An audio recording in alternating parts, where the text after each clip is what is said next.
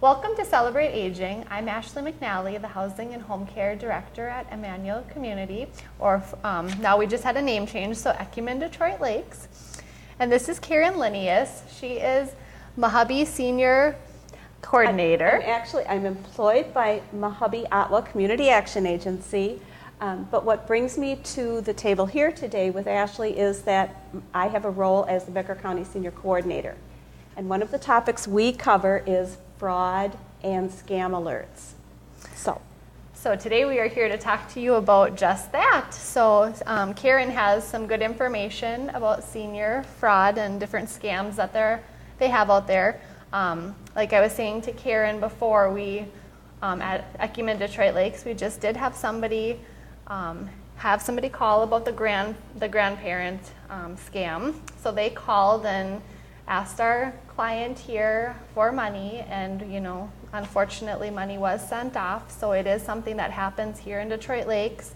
It's very common, and I know that Karen can fill us in a little more about some of those scams. I can talk a little bit about what I know, what some seniors in the area have experienced.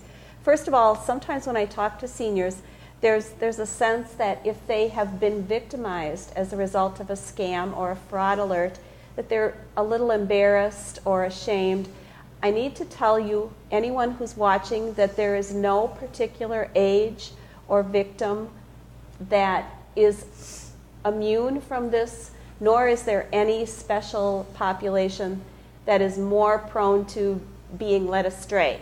However, sometimes seniors are a little bit more vulnerable because they may be more isolated. They may not be as connected through the web, through internet, with family. So those are some of the warning things. There's a couple of different ways, Ashley, and people out there. There are some different kinds of scams we want to be alerted to. One of them would be a phone scam. We typically advise people never to give away identifying information on the phone to someone that they're not familiar with. That would include even a phone number, of course a social security number, birth date. It's amazing how much information people can gather based on a birth date. So of course you don't want to do that. Another kind of scam that happens sometimes is a mail scam. And I would encourage you to make sure that when you're done with your mail, like bank statements, credit card information, please take extra precautions to destroy it. Don't put it in recycling. Don't just put it in the regular trash. Do the best you can. At my house, we heat with wood, so we burn those kinds of things. You'll either want to shred it or burn it or destroy it in some way that makes it not usable. Another kind of scam is the whole process of the identity scam. And one thing some people do is they may, when they're going to go away, they may put their name or their mail in their mailbox. And often that could be a check, could be a payment of a bill. You don't want to do that, particularly if you're living in a rural area. That really opens up the possibilities that someone could actually drive by, take mail out of your box after you have put it in there and before the mailman comes. So then, in that sense, they've retrieved your bank number and checking account and that kind of thing. So you really want to probably not do that. Good information. Thank you, Karen.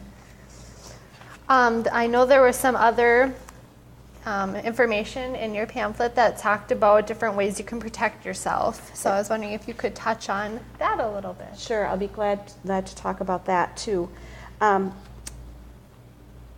I think one particular kind of scam is when someone tries to sell you something and they will give you the impression that you need to make an immediate decision.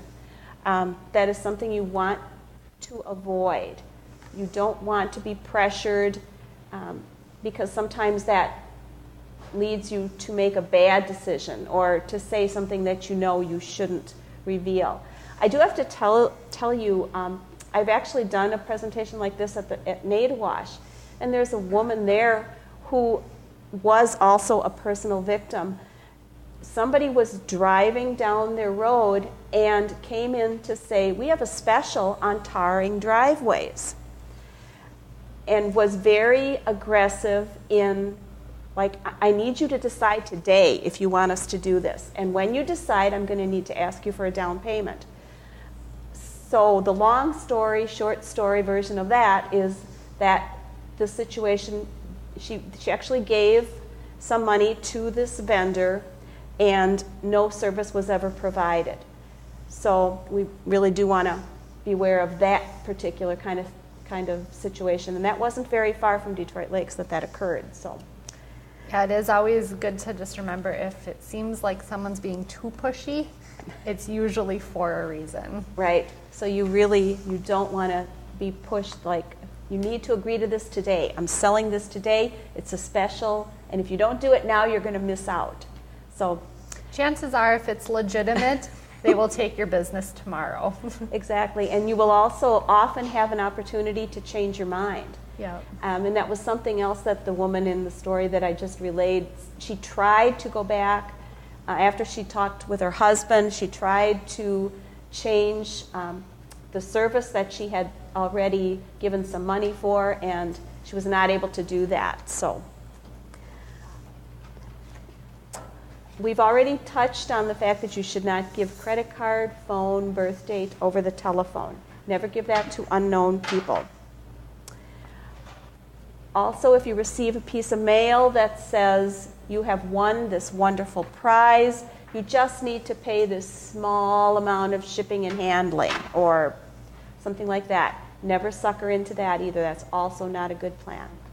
Also, that's also a common fraud and scam. And any major purchase, you're going to want to agree in writing before you solidify the deal. So you want to have your major information done that way. Also, a popular kind of thing is to request dollars for charities. You want to be sure before you make a donation. Excuse me, I've got something in my throat here. You want to be sure before you make a donation that the charity that you're considering is truly legitimate, and that they really do the work that they are proposing that they do. I know a couple other lines that people sometimes give. One of them is, you just have to pay shipping and handling.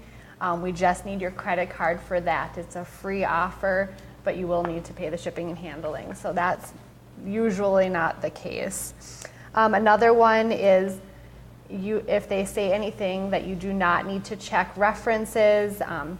Most places, if you're going to be purchasing something, you can ask, and they should be able to give you names or numbers of people that you can check with if you have questions about the company. If somebody says, nope, you don't have to check, we're legitimate, that's usually a key that it's probably too good to be true. So. Well, in our work at Mojave, we see clients on a daily basis. Some things that they've said that I've heard is, you have been specially selected to hear this offer. You will get a free bonus if you try this promotion. You've won a valuable prize. Any of those kind of intro lines, you very much need to be wary of. And there is a do not call registry. If anybody is interested in getting their phone number on that, it will limit the number of telemarketers that you receive on your phone lines. And I can give you the number for that. You can either go to a website, www.donotcall.gov, which is G-O-V. Otherwise, you can also call 1-888-382-1222. And that will get you on the do not call registry. I just want to add one more thought. Often we're so worried that we need to be nice.